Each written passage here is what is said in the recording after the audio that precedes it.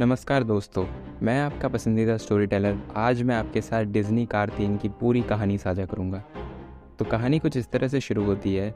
World grand prix में प्रतिस्पर्धा करने के 5 साल बाद लाइटनिंग मक्वीन, जो अब 7 बार पिस्टन कप चैंपियन है, खुद को जैक्सन स्टॉर्म से पिछड़ा हुआ पाता है, जो एक नई पीढ़ी की रेस कारों में से एक है, जो अपने प्रदर्शन में सुधार करने के लिए नवीनतम तकनीक का इस्तेमाल करते हैं। जैसे ही स्टॉर्म की सफलता पूरे सीज़न में बढ़ती है, तो अन्य नई पीढ़ी की रेस कारें पुरानी रेस कारों की जगह लेने लगते हैं और अधिकांश पुरानी रेस कार या तो सेवानिवृत्त हो जाते हैं या प्रायोजकों द्वारा बर्खास्त कर दिए जाते हैं। लॉस एंजलिस में सीज़न की अंतिम दौड़ में मक्वीन स्टॉर्म को हराने की बहुत कोशिश करता है, लेकिन ऐसा करने में वह एक बड़ी दुर्घटना का शिकार हो जाता है, जिससे वह बुरी तरह से घायल हो जाता है और रेस से बाहर हो जाता है और स्टॉर्म रेस जीत जाता है। 4 महीने बाद लाइटनिंग, जो अपनी दुर्घटना से उबर चुका होता है, फैसला करता है कि वह दौड़ जारी रखेगा और अपने प्रायोजकों रस्टी और डस्टी को कॉल करता है, जो बताते हैं कि उन्होंने रस्टीज को स्टर्लिंग नाम के एक व्यापारी को बेच दिया है। स्टर्लिंग लाइटनिंग को क्रूज रामिरेज के अंतर्गत प्रशिक्षित होने के लिए कहता है, जहां वह आधुनिक प्रशिक्षण विधियों के अनुकूल होने के लिए संघर्ष करता है।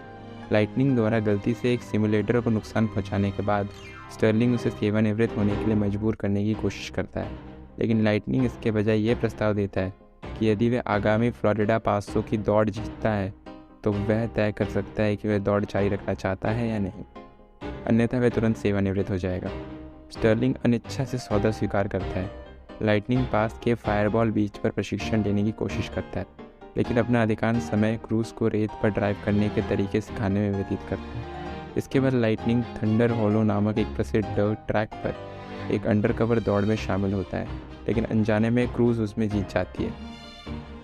क्रूज की देखभाल करने में अपना समय बर्बाद होने से परेशान लाइटनिंग उस पर भड़क उठता है और गलती से उसकी ट्रॉफी तोड़ देता है। दुखी और नाराज़ क्रूज बताती है कि वह अपने पूरे जीवन में लाइटनिंग की तरह एक रेसर बनना चाहती थी, लेकिन उसने कभी भी दौड़ शुरू नहीं की क्योंकि उसे लगता था कि वह कभी भी उनमें से एक नहीं हो सकती। वह लाइटनिंग के ट्रेनर के पद से इस्तीफा दे देती है और प्रशिक्षण केंद्र वापस जाने के लिए रवाना होती है। दुखी और परेशान होकर लाइटनिंग सलाह के लिए अपने दोस्त मीटर को फ़ोन करता है। मीटर के समझाने पर लाइटनिंग डॉक हडसन के गुरु, मतलब अपने गुरु के भी गुरु स्मोकी को उनके गृहनगर थॉमसविले, जॉर्जिया में मिलने जाता है और रास्ते में लाइटनिंग क्रूज से माफ़ी मांगते हुए उसे भी अपने साथ चलने का न्योता देता है। वहाँ वह दोनों स्मोकी से मिलते हैं, जो बताता है कि इस तथ्य के बावजूद कि डॉक ने फिर कभी दौड़ नहीं लगाई, फिर भी उसे लाइटनिंग के प्रशिक्षण में नई खुशी मिली।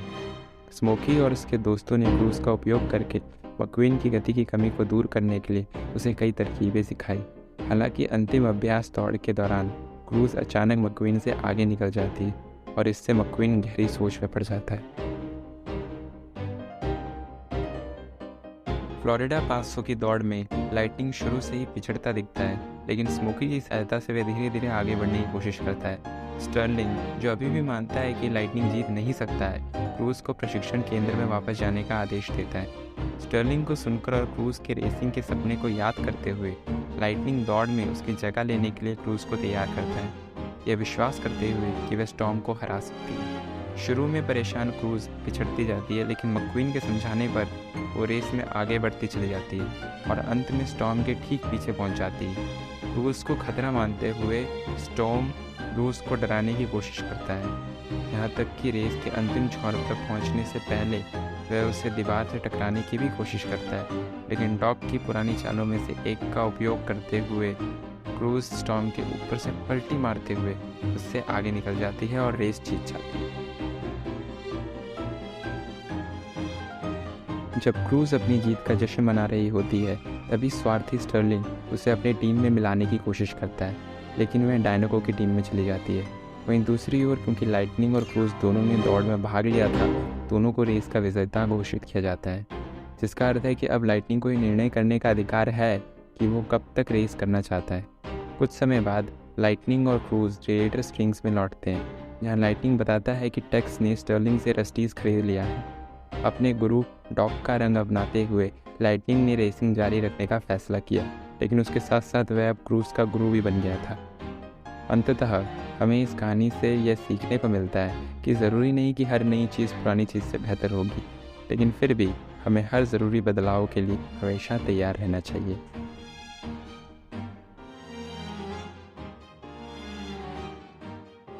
अगर आपको ये कहानी पसंद आई तो हमें लाइक, शेयर एंड सब्सक्राइब ज़रूर करिएगा। धन्यवाद।